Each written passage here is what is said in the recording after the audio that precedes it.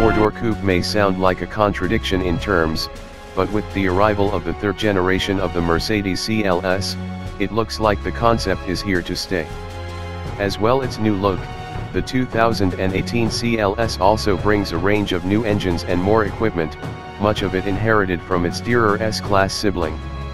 And, while it boasts about improved practicality, claiming to be the first 5-seat CLS, it very deliberately looks like a member of Mercedes coupe family. Those looks are what will grab your attention first, and the shape of this new CLS is much smoother than its predecessors, with fewer lines in the bodywork. The sleek styling is completed by slim LED headlights and 2-section rear lights. Initially, only 6-cylinder engines will be available, but 4-cylinder units will join the range at the end of the year.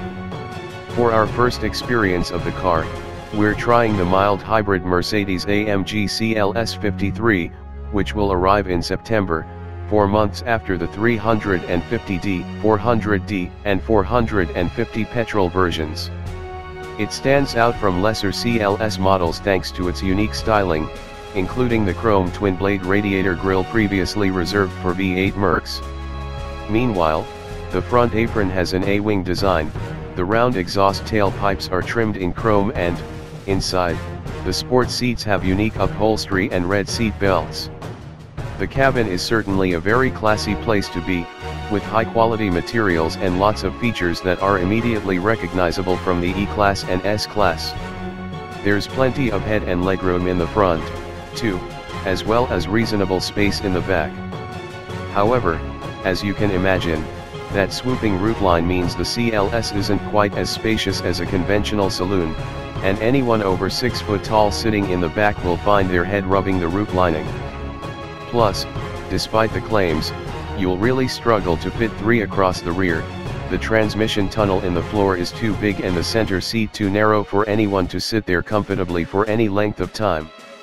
Likewise, while the boot is a decent size, it's not the easiest to load and unload, thanks to the relatively narrow opening and high lip.